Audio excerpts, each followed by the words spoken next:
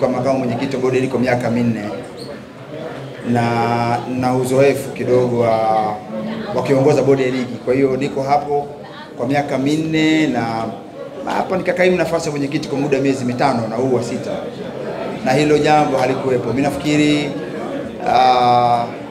bodi ya ligi kuu inaongozwa na kanuni na taratibu ambazo hazitoi nafasi ya mtu kuleta mawazo yake au kuleta mawazo kutoka nje ya zile taratibu ambazo zilizopo. Hilo ni wahidi tu mbele yenu kwamba hilo halitotokea ndani ya uongozi wangu.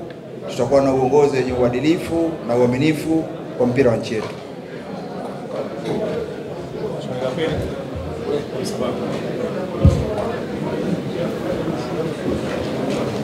Mwenyekiti, kwanza nianze kwa kupongeza. Mimi naitwa Msabaha kutoka Wasafi Media. Mpira unahitaji kutumikia ili mambo yaende.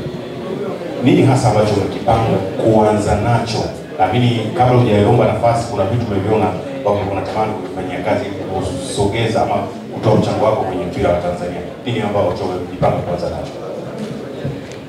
Asante sana. Kweli mpira unahitaji kuutumikia. Kama ujuavyo, huwezi kupata hii nafasi ya kugombea bodi ya ligi au wajumbe wenzangu hapa bila kwa kiongozi kwenye timu ya mpira. Ni kwamba lazima ujitoe huko ulipo ili kuja katika hizi nafasi kubwa kabisa za kutumikia mpira kwa jumla wake.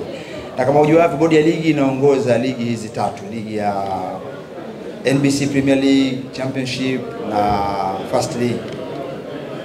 Mpira kwa ujumla wake uko ndani ya mwamvuli mkubwa wa TFF ambao unaongozwa na rais wetu makini ndugu Wallace Karia. Kwa hiyo upande wa hizi ligi ambazo zinasimamiwa na bodi ya ligi ambayo tumekasimishwa kuziongoza, nihakikishie tu jambo la kwanza, kama nilivyosema kwenye hotuba yangu fupi, mpira wetu unakuwa. Mpira wetu unakuwa kwa kila nyanja. Sasa hakuna tena wanasema hakuna ambacho kinajificha. Sasa mpira wetu unahitaji kuboreka zaidi. Niseme moja ya jambo ambalo mimi na wenzangu hapa tutakuwa jambo la kwanza kulivalia njuga, kama nilivyosema awali, ni kuhakikisha kwanza haki inapatikana ndani ya uwanja kwa timu zetu. Nikisema hivyo na maana pana kabisa, kwa sababu ule ndo msingi wa kila jambo. Tukitaka sponsors, tukitaka kuwa ligi bora, tukitaka kuwa na habari zaidi, tukitaka kuwa na wachezaji bora, lazima jasho lake mtu aliyetoa uwanjani apate manufaa yake. Nikiwa na maana ya kwamba kidogo si sana kidogo, kama unavyojua mpira sasa ni teknolojia. Ili kupata haki kuna wanaosimamia ndani ya uwanja, wanasimamia haki, sheria 17, kila mtu apate haki yake. Lakini mpira ulioendelea duniani ni kwamba sasa ishaonekana uwezo wa binadamu umeanza kupitwa na hilo jambo. Sasa lakini kwetu bado hatujafika huko. Kwa hiyo tunategemea wale watu wetu ambao wanasimamia, tutasimamia kwanza kwa mafunzo, kwa sababu wakipata mafunzo wakiwa na dhati ya kwamba wanataka kueleza mpira wetu, kwa sababu hilo jambo limewezekana. Ndani ya maamuzi ya haki tuna kijana mmoja ambaye sina haja ya kumtaja jina katika hao, ni ndo superstar wetu. Mechi ukimwona ameshika firimbi katikati, kila mtu anasema yes. Ukienda ukitazama, nakumbuka mwaka jana naangalia nusu finali ya club champion ya Afrika, namuona alikuwa yuko pale Cairo kama 4th official. Ni kwamba kuonyesha kumbe tunaweza. Sasa ule ndo msingi wa mpira wenyewe. Sasa jambo la mwanzo ni kwenda kuhakikisha kila klabu, iwe kubwa iwe ndogo, inapata haki yake ndani ya uwanja, ili mpira wetu kisha kuwa tayari na ushindani ambao kila mtu apata haki yake, kila kitu kitakuja, sponsors watakuja, maslahi yataongezeka na mpira utakwenda juu. Lakini lazima kwanza uanzie kule chini kwenye mzizi. La tatu hapo. Mwenyekiti, hongera. Mimi naitwa Sostenes. Swali langu ni cha vilabu, na ndio maana hata viongozi wote tunatoka huko kwenye vilabu. Ni kwa kiasi gani mtaweza kupigana na kusimamia kuhakikisha mnapigania maslahi ya vilabu na wanafaidika na kile ambacho nyinyi mnapenda kupigania? Asante. Mimi na wenzangu hapa kama nilivyosema, hatukubebeshwa mzigo mkubwa wa kutaka kuchukua mpira wa Tanzania wote kwa juu ya mabega yetu. Hapana. TFF ipo, inashughulikia kila program za kuendeleza vijana, mipira ya wanawake, timu ya taifa zipo zinaendelezwa. Huku hatuna jukumu hilo. Jukumu letu ni ligi zetu 3 kuwa bora zaidi, kupata maslahi zaidi. Lakini maslahi zaidi ndani ya mpira. Mpira ni mchezo ambao unataka ushindani. Wanasema kama ile ladha. Siku moja niliwahi kusema tunakosa ladha ile ya mechi, wakati mwingine unaondoka. Kuna mtu akanikosoa Kiswahili ananiambia huko sawa, ladha inapatikana mdomoni. Lakini mimi niliona bado mimi nikambishi ndani ya moyo wangu nikiamini kwamba bado mpira una ladha.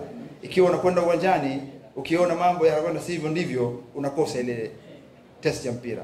Sasa mimi nikiwa sponsor namba 3 niko pembeni, nataka niingize pesa yangu pale kwenye mpira ambao nauona mpira wenyewe huko hauna ladha tena. Nikisema hivyo nafikiri na maana pana kabisa. Kwa hiyo lazima hili jambo sio la viongozi wa bodi ya ligi tu. Sote kwa jumla wetu. Huu mpira umekuwa namba 4 Afrika, si kazi ya bodi ya ligi, si kazi ya TFF. Mmefanya kazi kubwa sana. Waandishi, kifungua simu yako unakwenda kwenye mitandao unakuta kazi yenu ipo. Ukienda kwenye redio ukifungua asubuhi tunaanza, wengine tunakwenda kazini tunaanza, ikianza kufika saa 1 tu tunakuta kazi yenu ipo.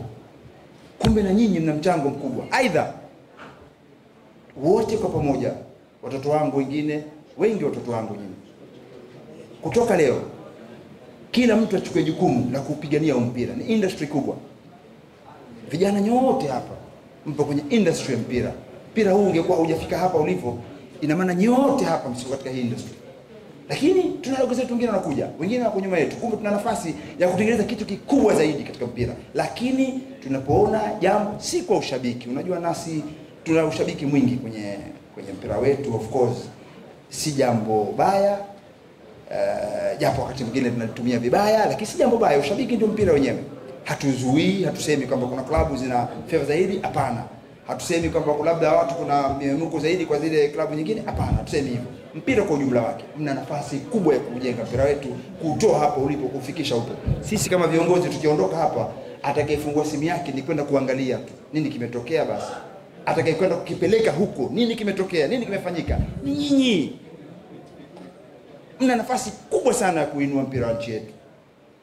Mnapoona jambo haliko sawa, inapaswa tudikemee wote, kwa sababu nyinyi mna sauti kubwa sana ya kusema. Sisi viongozi tutanioje mara moja tu. Wewe una kazi yako ya kuweza kuyabaisha Tanzania nzima. Ndio maana nikarudi pale. Kwanza turudi kwenye msingi, tuhakikishe wote kwa pamoja haki inapatikana ndani ya uwanja. Tukipatikana haki ndani ya uwanja, sponsors atavutika. Hakuna mtu ambaye anakuja mahala ambapo hapana haki. Atakimbia tu.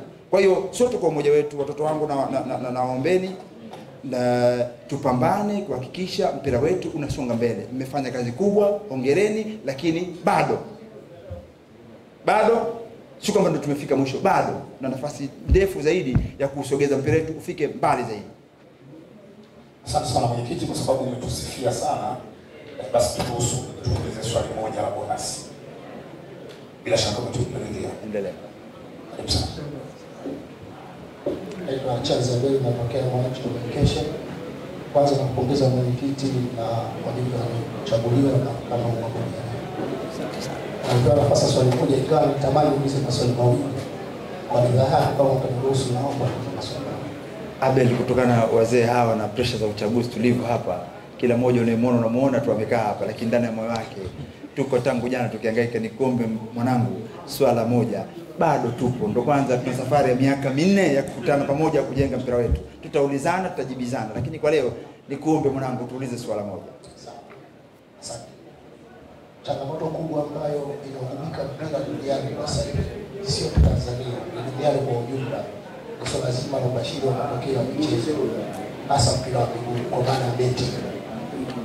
Tanzania sio kisiwa. Inawezekana pia ndani ya nchi yetu wapo wadau au labda wachezaji au labda makocha au labda marefari ambao pengine wanashiriki katika vitendo hivyo, au inawezekana wanania kushiriki katika ubashiri wa matokeo, kitu ambacho kina impact hasi katika maendeleo ya mpira na ligi yetu. Uongozi mpya wa bodi ya ligi chini hapo mwenyekiti, hili swala la beti mnajipanga vipi kukabiliana nalo, kwa sababu ni swala ambalo linakuja kwa kasi ili kulinda haki ya vijana wa Tanzania? Asante. Kweli kabisa. Charles Abel, umesema jambo